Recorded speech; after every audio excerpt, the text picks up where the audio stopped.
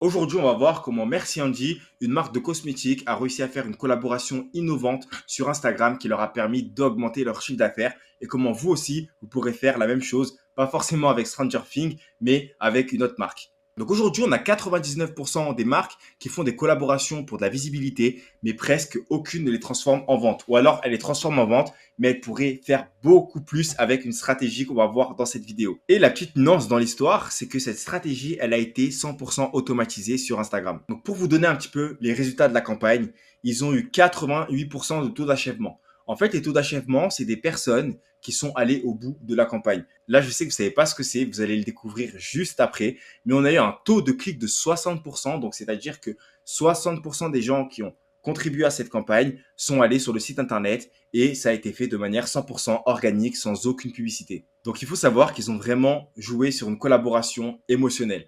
Merci Andy, donc pour remettre un peu de contexte, c'est une marque française de soins connue pour ses produits colorés. C'est une marque DNVB, donc qui est née d'Internet. Ils maîtrisent à la perfection les réseaux sociaux et ils ont une communauté qui est active, qui est jeune, de 430 000 abonnés sur Instagram. Et du coup, ils ont vraiment utilisé une stratégie organique. Mais vous aussi, vous pourrez la mettre en place, même si vous n'avez pas le même nombre d'abonnés. Ça peut être hyper efficace pour pouvoir collecter des leads et vendre vos produits.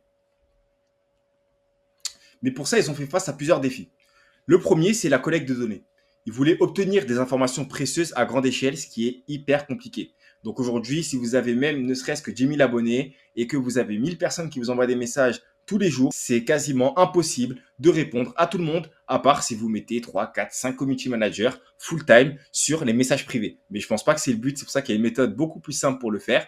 Ensuite, ils voulaient un engagement profond, donc éviter une campagne générique qu'on voit tout le temps en faisant juste un lien, une story pour renvoyer les gens vers le site pour acheter. Alors qu'il faut savoir qu'Instagram, ce n'est pas fait pour acheter. Les gens sont sur Instagram pour se divertir. Donc oui, forcément, s'ils adhèrent à votre marque, ils adhèrent au produit, ils vont acheter. Mais il y a une manière beaucoup plus subtile et il faut créer des expériences avec eux pour pouvoir personnaliser vos offres parce que votre audience n'est pas uniforme. Il faut personnaliser vos offres avec chacun de vos abonnés et c'est possible de le faire. Vous verrez directement dans la vidéo.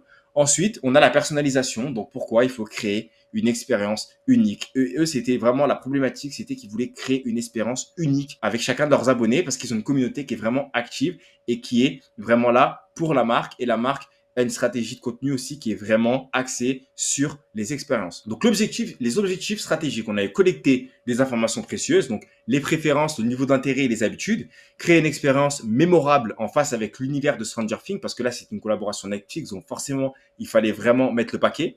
Et ensuite on a un lien direct engageant, donc communiquer sans intermédiaire ni aucune friction, et retenez bien le mot friction, vous verrez pourquoi c'est super important, qu'il faut limiter la friction au maximum. Donc là je vais vous dévoiler la stratégie et vous allez voir qu'elle est innovante, elle est incroyable, vraiment c'est pas nous qui avons géré cette campagne, mais c'est du génie ce qu'ils ont fait. Vous allez voir pourquoi. Donc là, sur mon écran, si vous voyez bien, on a Merci Andy qui a fait une story et il fallait juste répondre cet emoji-là à la story pour avoir accès à des ventes privées. Donc, c'est-à-dire que ils ont fait, là, vous pouvez le voir justement, un coffret spécial et pour l'avoir en anticipé, il fallait s'inscrire.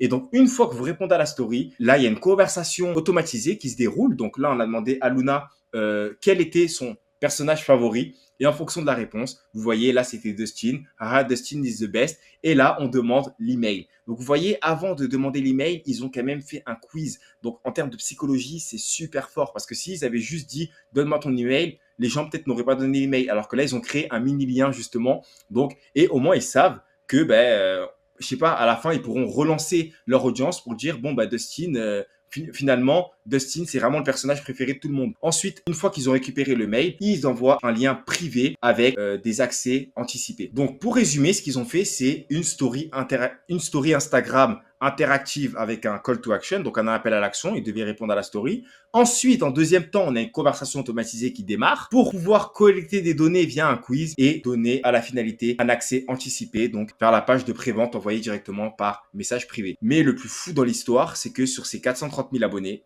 ils ont récupéré près de 7 568 emails. Je ne sais pas si vous vous rendez compte, une seule story a permis de récolter énormément de mails. S'ils avaient dépensé ce budget en publicité, je ne vais pas dire de bêtises, je vais prendre mon téléphone. Il faut savoir qu'un coût par lead en 2024, donc le lead, c'est vraiment un lead qualifié, hein, c'est pas juste un email, c'est qu'il y a quand même une interaction avec la personne, donc un lead qualifié qui est potentiellement un acheteur potentiel, on aurait fait donc 18,34 fois 7568 et on tombe sur 138 790 dollars. Donc ça, c'est vraiment ce qu'ils auraient pu dépenser en publicité, en ads, pour récupérer 7568 emails. Donc là, c'est vraiment, on parle d'un lead qualifié, ça peut être moins, mais en général, il faut savoir que le coût par lead, il est à 18,34 €. Vu qu'on n'a pas accès aux chiffres, à combien ils ont fait exactement, mais on peut juste en déduire une chose, c'est qu'ils ont fait sold out très rapidement après la collaboration. Je suppose qu'il n'y avait pas plus de 7000 produits qui étaient disponibles,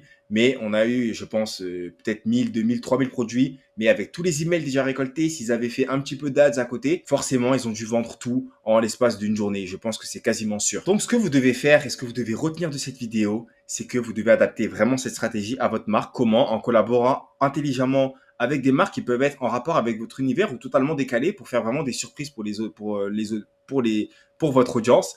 Ensuite, vous allez récupérer des données clés sur les clients avec des quiz, des sondages. Vous pouvez vraiment faire des quiz. Là, c'était pour Dustin, pour le personnage préféré. Mais vous pouvez faire des quiz sur les fréquences d'achat. Vous pouvez faire des quiz sur le type de cheveux si c'est dans la cosmétique. Vous pouvez vraiment récupérer énormément de données que vous pourrez après exporter à votre CRM et réutiliser l'audience. Donc, faire pas mal de contenu automatisé pour pouvoir récupérer énormément de leads et booster votre chiffre d'affaires. D'ailleurs, j'ai mis un calendrier de contenu dans la description. Et si vous êtes une marque e-commerce et que vous voulez mettre en place ce système, vous pouvez prendre rendez-vous dans la description avec moi et un membre de mon équipe pour voir comment vous pourrez adapter cette stratégie à votre marque. N'oubliez pas de vous abonner, il y a pas mal de vidéos qui arrivent.